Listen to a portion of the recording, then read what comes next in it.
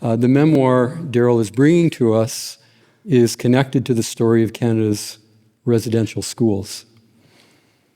To review in brief, from the 1880s, late in the 20th century, Native children were forcibly taken from their families and communities and placed in institutions generally run by the Catholic Church. Their language and culture were forbidden, and while all of the children were victims of cultural genocide, many of the children were subject to physical, emotional, and sexual abuse. The thousands of children who died in these institutions were buried in unmarked graves. The persistent nature of the residential school story is quite striking, with regular news stories and ongoing revelations, even well after the Truth and Reconciliation Commission made its extensive investigation. In recent months, the issue reached an inflection point with the visit to the Vatican by a delegation of Native groups, and subsequently the Pope's recent visit to Canada. The fulsome statement of the Pope, the fulsome statement of apology by the Pope, while long overdue, is an important step, though yet to be backed by some form of reparations. Epistles to the Pope, the book that we're presenting today, is centrally a personal testimony of the transgenerational consequences of the residential schools, where Daryl's father was interred for the majority of his youth. Daryl was not aware of this until many years after his father's passing. Daryl's story interweaves darkness and gradual dawning light, back to darkness, and then to light again, with striking contrast throughout as he struggled towards a personal reconciliation. And now it's my great honor to introduce Daryl Verville and his presentation of Epistles to the Pope. Thank you.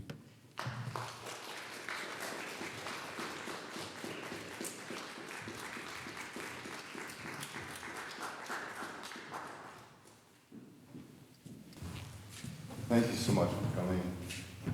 You know, it's a dark subject, the residential school system. Dark things happened. Crimes were committed. Children were irreparably damaged. And first generations, even second generation children suffered the consequences as well. My own father was interned at 4 years old, orphaned, placed in the system. And once I found out what happened to my father, I was in touch with the Truth and Reconciliation Commission. That gave me a great deal of information. And they provided me the records of where my father had been.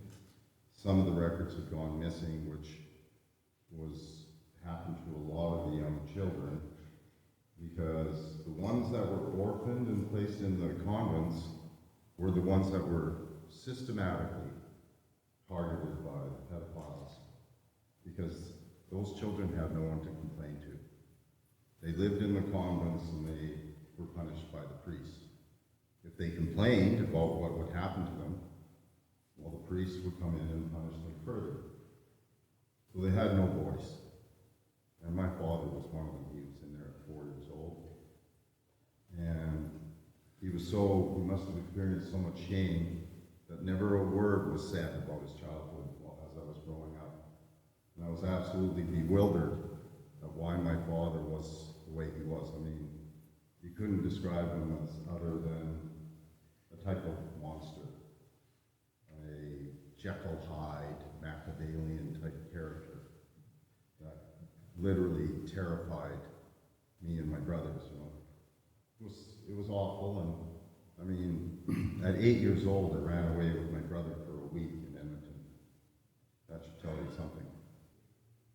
But when I found out what happened to him, the hate immediately turned to compassion, to love, to forgiveness, sorrow for what he went through. And it brought me me back to overcoming a very severe anxiety disorder and insomnia. This is the first time I'm able to come out into a major center to do a performance. For 30 years, I was absolutely incapable. My anxiety disorder was so severe, I couldn't come in front of an audience. So this is a first step. But the audiences themselves, they read, oh, here's a story about the residential school. Gee, I don't think I'm going to go with that. It's going to be dark and heavy. I don't want to get depressed. And so I know that, and what I'm bringing in is music, because music has the ability to provide healing. There's beauty in the music. As Socrates and Plato said, the good, the true, and the beautiful. Those are the three elements of reality. And so the beauty in the music is in itself connected to truth. So if we want truth and reconciliation, let's bring beauty back in. Let's recognize the beauty of those cultures. Let's restore them and recognize them and honor them. Anything less will not constitute an authentic apology. We must demand that. And I hope people can rise above their resistance, because Canada needs to face the truth of what happened. It's one of the biggest issues in Canada. It's worldwide. Ireland experienced it even worse than Canada, and many other countries as well. So it's not just Canada, this is a global thing. That's all I'll say. We'll begin the show. I'm really glad you came, thank you. My job is to get into the zone, and that's what I'm going to try and do.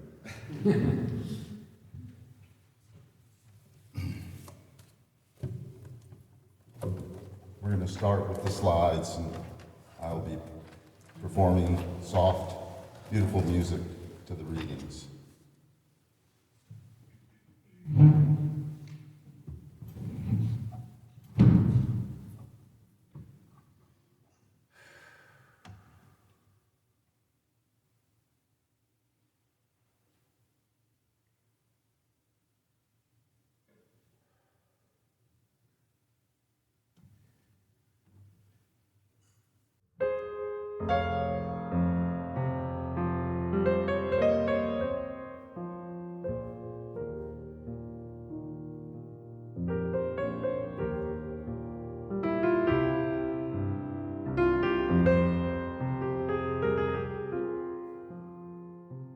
My dad was treated like a slave the whole time he lived in the convent. Early in the morning before breakfast and after school, he had to work for the nuns, obeying every order, cleaning bathrooms and dorms, doing dishes, laundry, and outdoor work, all without pay. If he disobeyed their orders or failed to do any job, then the nuns would call in the priests and they would administer punishments, the severity determined by the infraction committed. For the least serious infraction, he was whipped on both hands with a heavy leather strap. He was not allowed to show any signs of pain, otherwise more blows were given. For more serious infringements, his hands were placed in ice water and then whipped. Sometimes he was made to sit in a bath of ice and then spanked on his bare naked behind with a wooden paddle. Hunger was used as a form of punishment, and he was often sent to bed without dinner.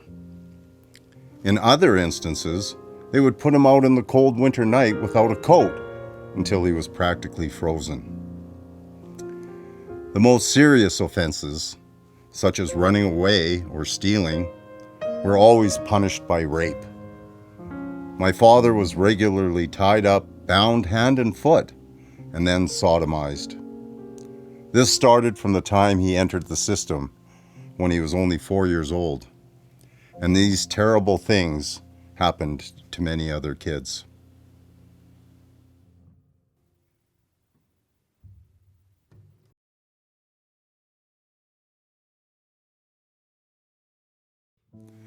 Dennis pointed the shotgun at me as I stood like a prisoner about to be executed with outstretched arms. With all the dramatic tenor at my disposal, I shouted, "Go ahead, shoot me." Though Dennis had placed the safety clip on, he told me later that he decided to lower the gun, just in case. placing it under his arm instead of bracing it against his shoulder. He then pulled the trigger. Boom! Off went the gun. The safety clip had inadvertently slipped to the off position. The shell ricocheted off the floor next to my right foot and plastered a big hole in the wall behind me. This was the game changer. Within 6 months of the severe and final beating we received from our dad, we decided to run away from home. We formulated a plan, all in the course of a day. We had become fully adept at stealing and feared nothing except our dad. He was the primary reason for our running away, and we felt completely competent to survive on our own. So with Dennis leading the way, we embarked on our escape from the psychic prison of a violent home life. Our time away from home, which included running around the city, stealing our food and other items as wanted, lasted a total of exactly 1 week. I was 8 years old, and Dennis was 12. My poor mother, what she must have gone through. I'm sorry, Mom.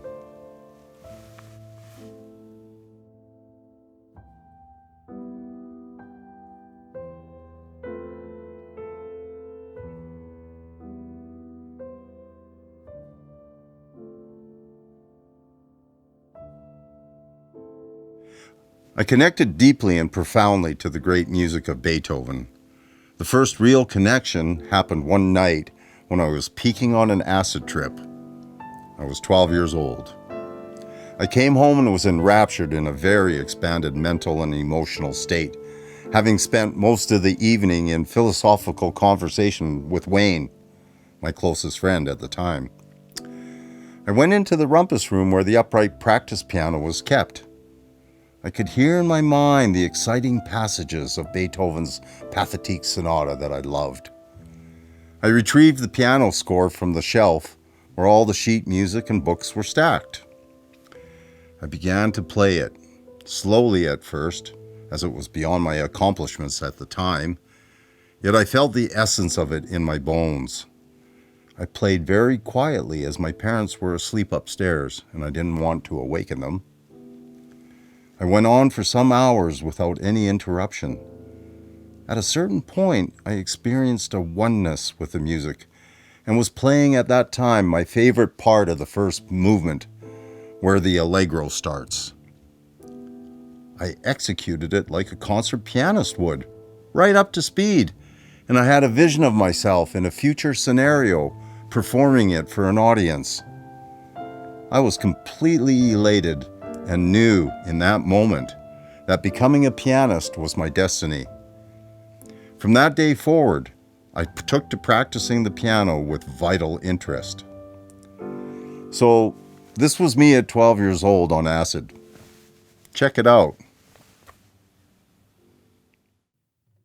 So now I'll play that Beethoven piece that I just talked about while I was high on acid.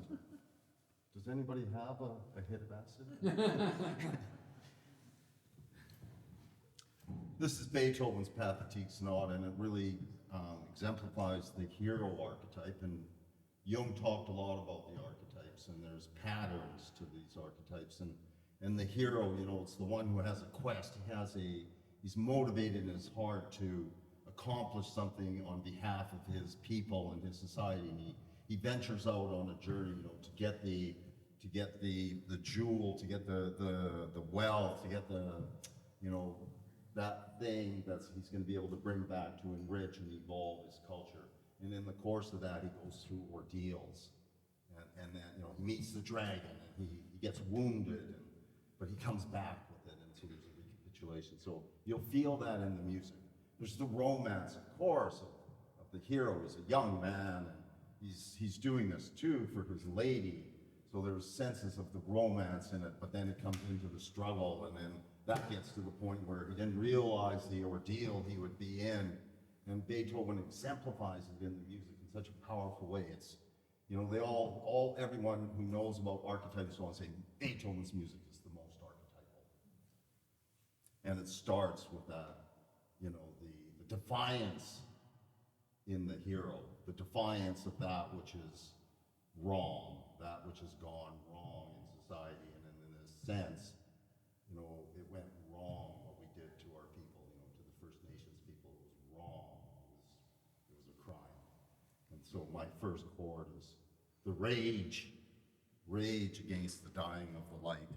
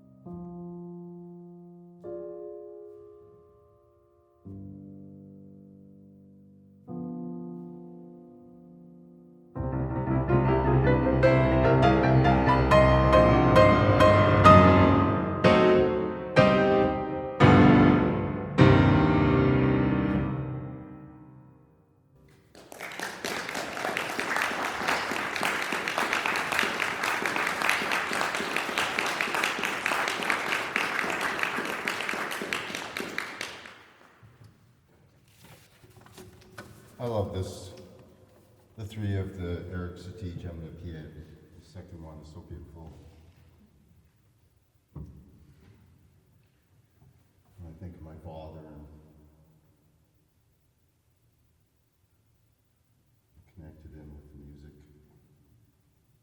it's very pensive and reflective.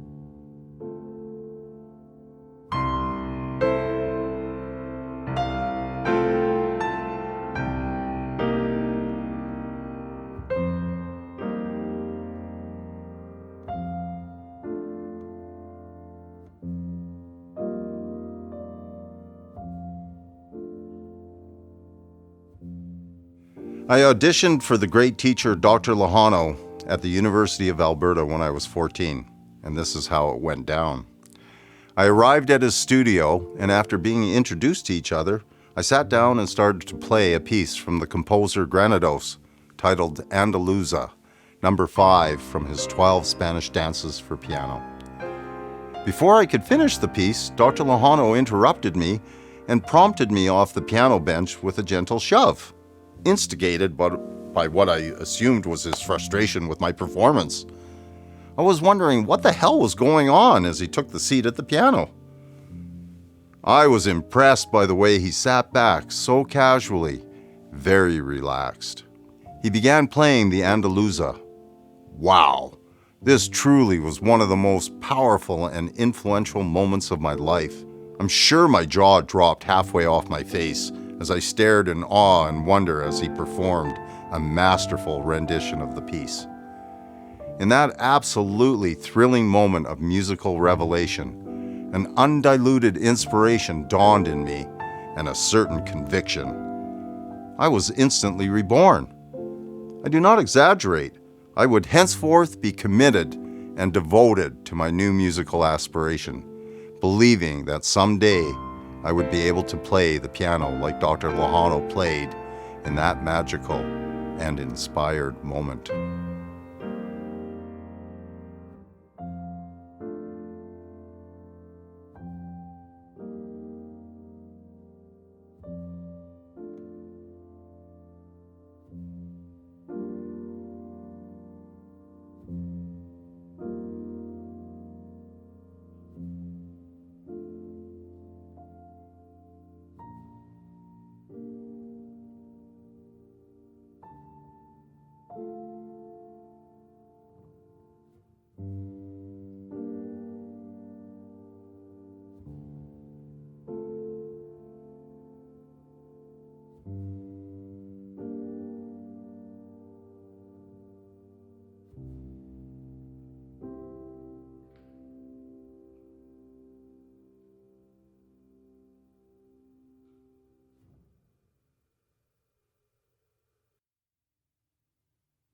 Sometimes I like to play a little bit how I played for Dr. Lahano when I played that piece, you know. I'll give you just a little taste, you know. I was really excited. I thought it was so good, you know.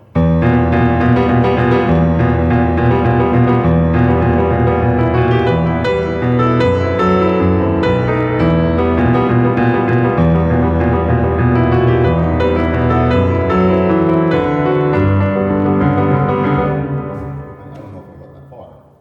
Came over and, come on. He sat down. I had sitting in close. He pushed the chair back, kind of leaned back, and I thought, wow, he's not that close to the piano. I'm not going to do it the way he did.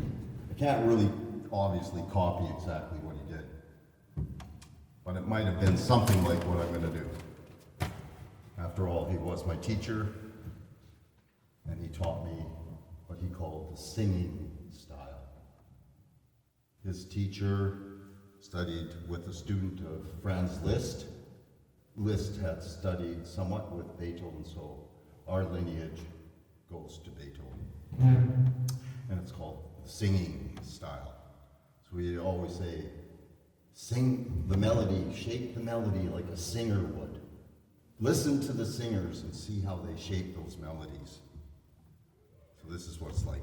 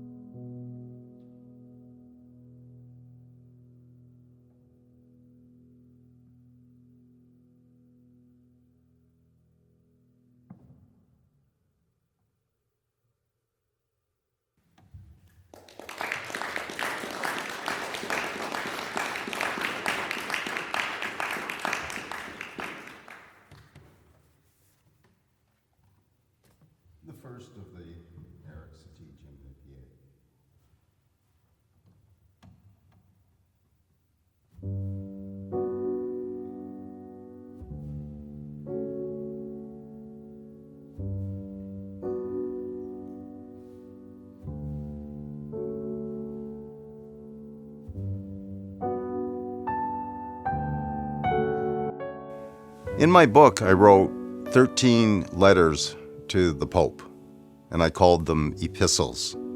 Thus the title, Epistles to the Pope. Here is one of those epistles. Dear Pope, I'm struggling again today. They say that struggle is necessary for spiritual growth.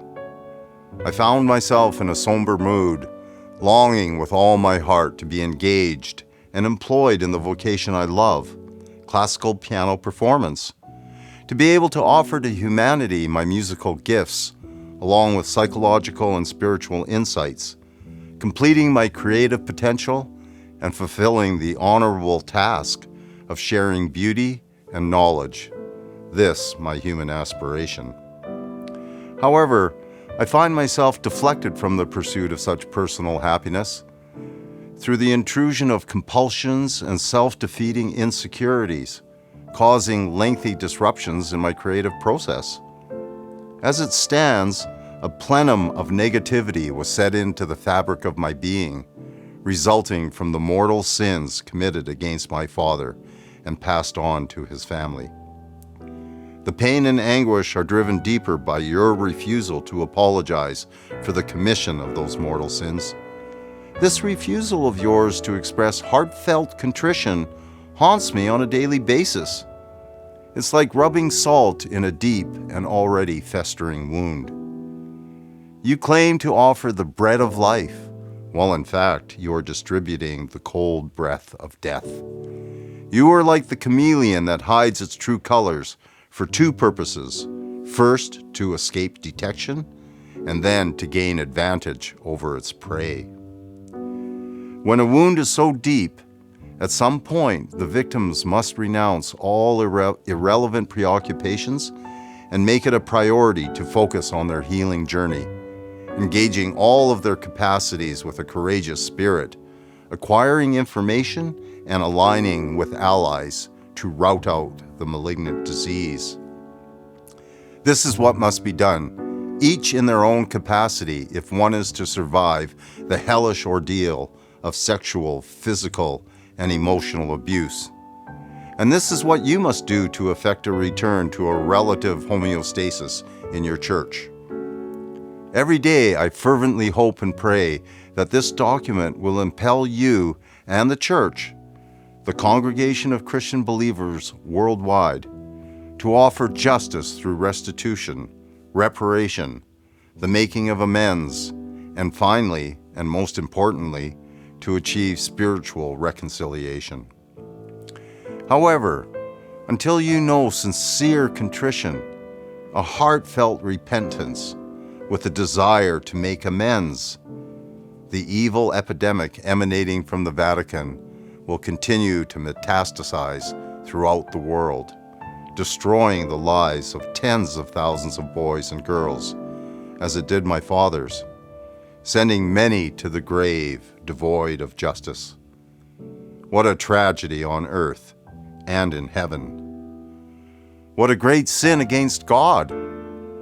What a victory in the world for evil. Let us pledge to reach a just settlement and vow to end the institutional corruption. Sincerely, Darrell Verville.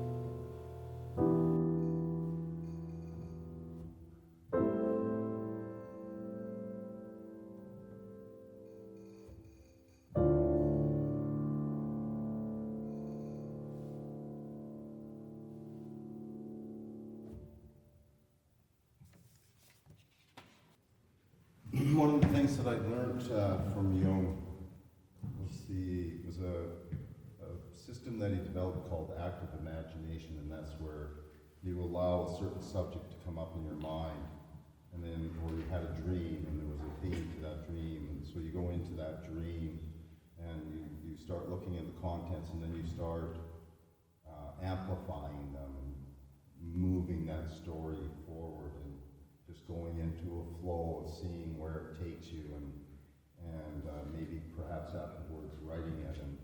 And I thought, I'm gonna try that with the piano. And I started studying Jung really early on after my overdose, around 30 years old, and I've read pretty much all of the Jungian literature. And so I started exploring in music, this idea of spontaneous concept amplification, no filters, no analysis. As the Taoists would say, go with the flow. So instead of playing something like one of these pieces, I never really do this in front of people, but I'm going to give that a little try. This will be the only time you'll hear this, the only time I'll hear it. It will come and it will go.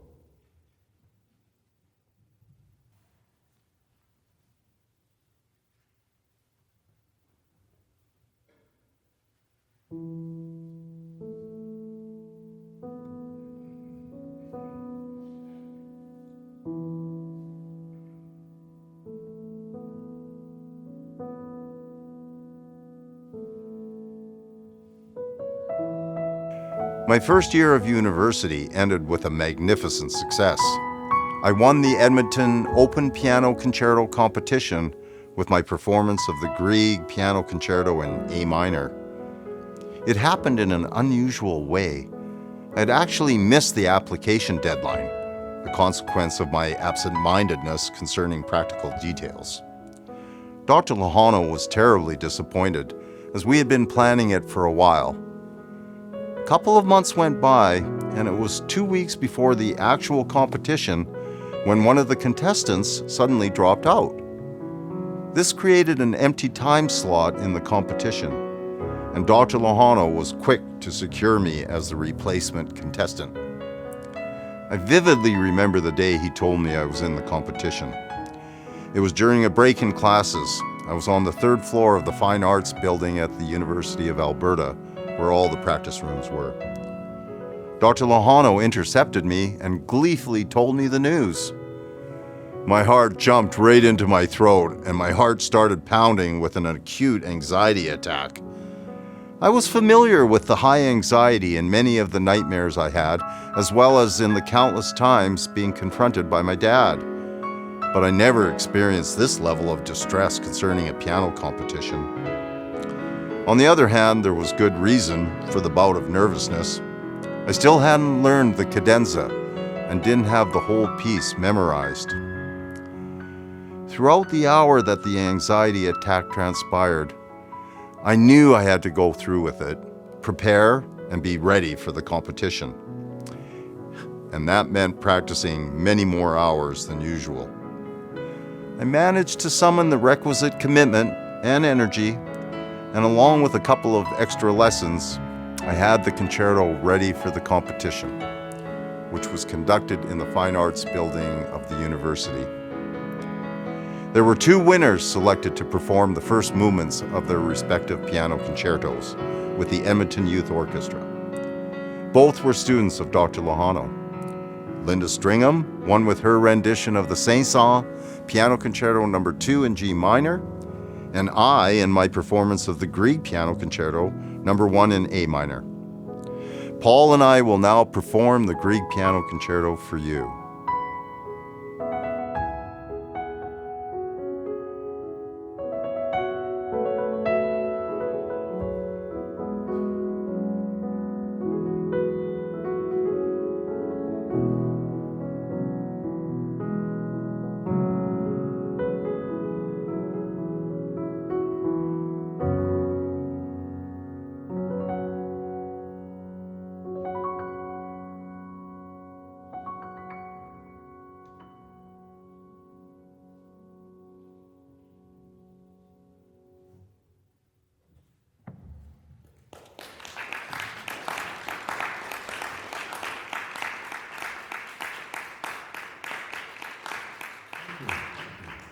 Before we go to intermission, I'm going to introduce you to my dear friend, a brother, fine pianist. He was a star back in the day. He was a year ahead of me in the University of Alberta.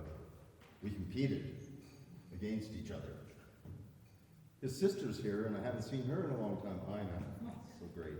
It's a blessed moment. I haven't seen Ina in decades. I haven't seen Paul in decades. And I was back in Nelson, and the pandemic was happening, and I had my book written, but everything got shut down. I had some concerts set up, but everything went, suspended. And suddenly I got this call, and it was Paul Dykstra. And Paul, what's going on? I haven't heard from you in decades. He says, I'm in Caslow, close by. Wow. He said, I'd like to come and have a visit. Oh, okay. So he comes over, and we have a tea, and we just talk about everything. And I shared with him what I was doing with the book, and that the book was a memoir, and it's telling the story of things that happened. One of the things that happened is I entered a piano competition when I was 18. It was an open piano competition in Edmonton, and I performed the Greek piano concerto in A minor for that competition. And I said to Paul, I'm kind of bringing it back because I want to play it in the show. It's such a beautiful piece. I said, but I don't know how it's all going to go. I got to try and play some of the orchestra part and then play the solo piano part, kind of go back and forth. And he looks at me and says, well, I'll do the orchestra part. I said, really? He said, yeah. I said, I'll just learn it and then we'll get together and we'll do it, And I'm like, wow. That's a synchronistic, magical moment of grace that this beautiful person that I love just shows up in that moment and says, I'll do it. And here we are today, and I want to introduce to you my wonderful friend, my brother, Paul Dykstra, a star. He won many competitions. He represented Alberta in the Canadian Open, the competitions at the time. He was selected as the pianist from Alberta to go to, where was it? Ottawa, or it was something like that, and to be in the long time ago in the national championships. So I'm so delighted to have a master musician, sensitive musician, to perform the Greek piano concerto with me. May the force be with me.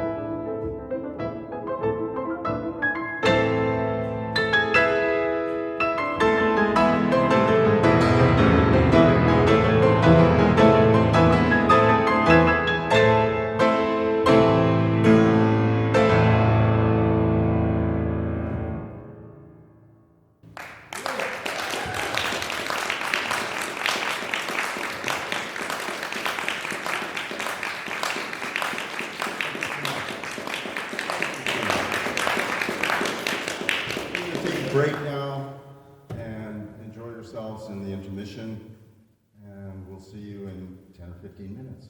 Thank you so much.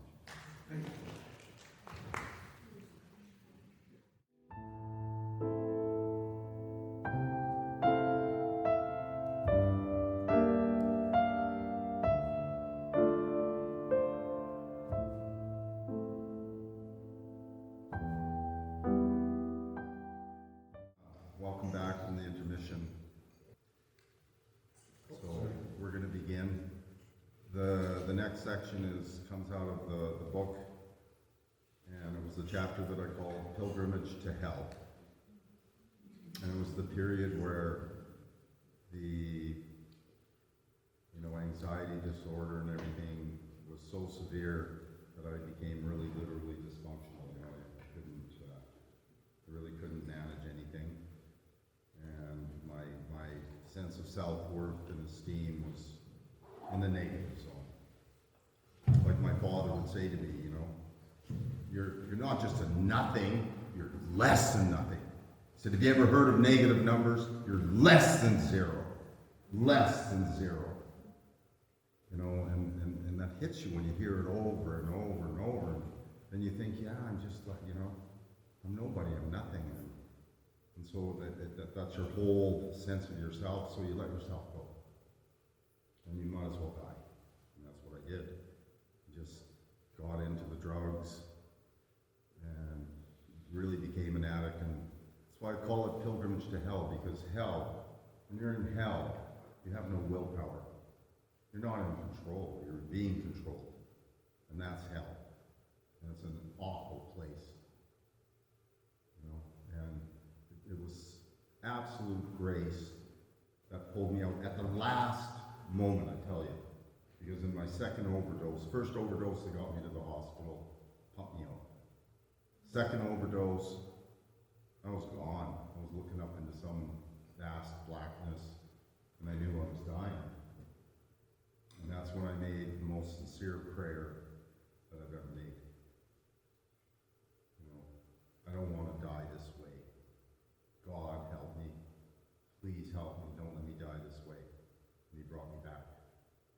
And it was from that point that he directed me in certain ways, and he actually got me involved with the Indigenous people and all their healing ways. And those elders just embraced me like my own, like a father would, a father that loves his children. Right?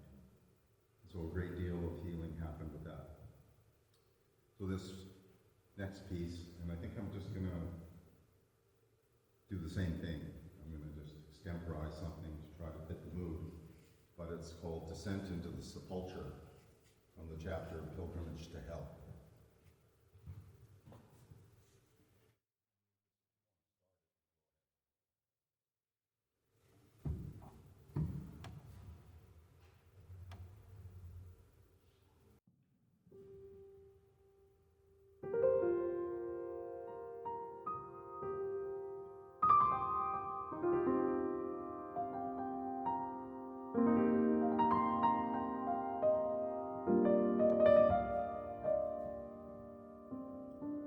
This next section is when I was in the living hell that lasted really for several years.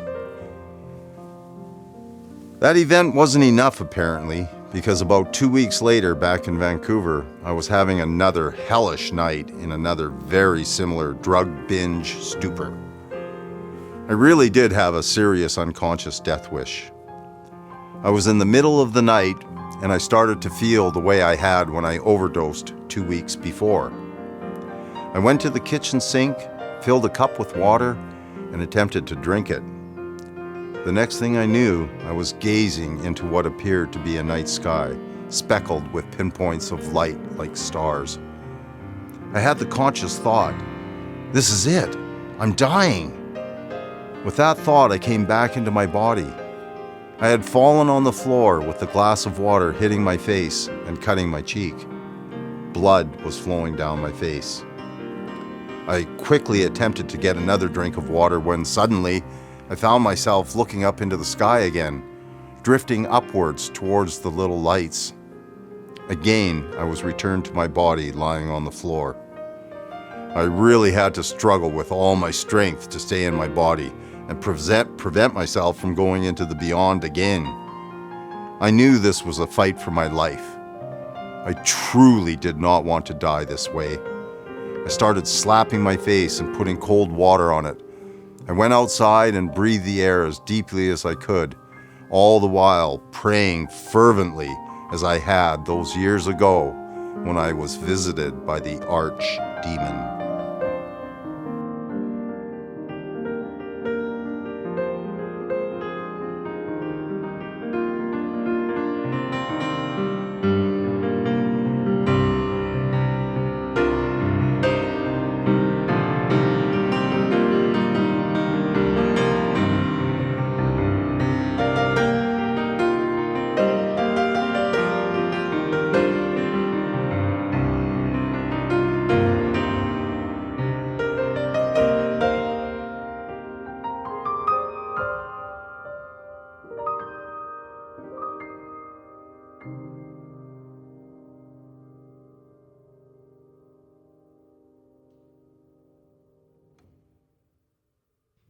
This next selection was one of the truly great highlights in my life. A month before we completed my composition of The Rite of Passage, Maria received an invitation to participate in a major collaborative dance performance with the Hokkaido Contemporary Dance Company operating out of Sapporo, Japan. Maria wrote the director and informed her about the piece we were working on and that we had completed pieces of the work ready for performance. The director responded, extending an invitation for me to come and participate in the show. She generously scheduled a slot for us to perform 2 selections from my Rite of Passage for the Sapporo performance. This was 1989. The public performance went over very well with the full house audience. A huge reception happened for all the performers. We, the performing artists, were given the red carpet treatment. During the reception, the artistic director of the Russian company approached me, and in his functional English conveyed to me how impressed he was with my Rite of Passage. He enthusiastically proclaimed to me that the Russians back at home had never seen anything like what we were doing and said how unique and innovating our work was. He invited us to come to Russia and engage in a joint performance tour with the Novosibirsk Ballet Company. I replied that we would be absolutely honored to perform with them in Russia. We parted on great terms with the Russians and Japanese, and there was unanimous declaration from all the participants that the whole affair had been a totally successful joint performance. A month later, we received the formal invitation to participate in the tour of Russia with the Novosibirsk Ballet Company to perform selections from my Rite of Passage. Maria injured herself 1 month before the tour was scheduled to take place, so tragically, our tour with the ballet company in Russia was canceled. That still hurts to this day. And this is where I end in the book, where I start coming back. I left the coast. I left the country for 6 months to try to find my way out of the addiction and everything. When I came back, I moved out to the Kootenays, and I've been there ever since. And I found my healing there, and I love it. The piece that I'm playing is the piece that you'll see the dancers dancing to. It's Liszt Totentanz, and it's taken from the theme. It's a set of variations, and the theme is a Gregorian chant dating back to the 9th century. So it's been used in the Vaticans and cathedrals around Europe, and it was played during the Desire part of the Roman Mass, which was a requiem. So Liszt called it the Totentanz, the dance of death. And each variation is like a character of death, the character of death. Solemn, ferocious, the hunter, onto so many aspects of death. Brilliant. And the really remarkable thing is each variation is composed in a style from different eras. So you'll hear something of the Renaissance, and then you'll hear the Baroque in a few, and then he'll compose in the classical period, the strict sort of rhythmic patterns. And then he goes into the romantic, the rich, sonorous, bend time a little bit, and he even takes it into the impressionistic world, and then even into the modern. So Liszt in these set of variations spans hundreds of years. And that's exactly what an archetype does. An archetype lives through hundreds and hundreds, thousands of years. This is a very archetypal piece. The simple theme that the Gregorians sang was simple.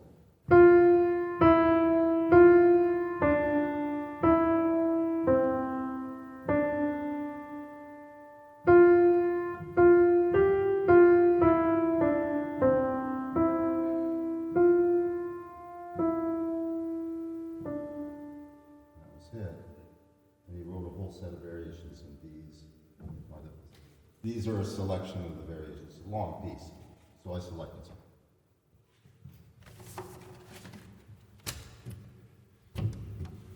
May the double force be with me.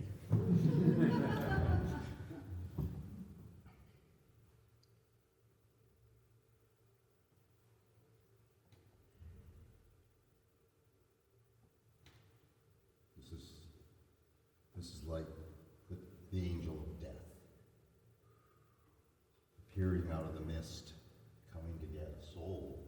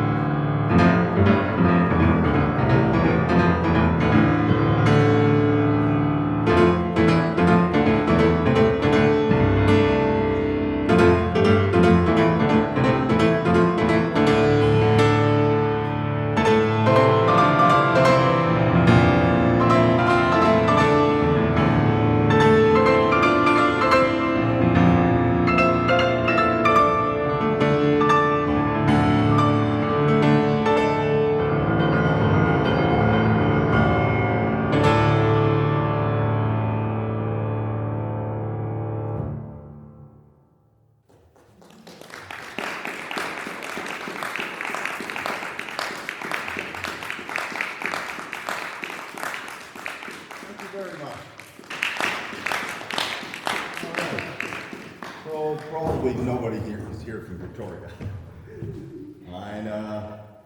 Your partner, right? Dan? Jan Randall. Nice to see you, Jan.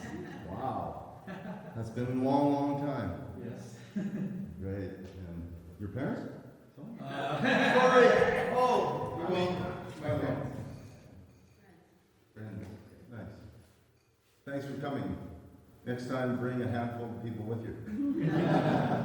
If you think it was worthwhile. Thanks again for coming. Have a good evening.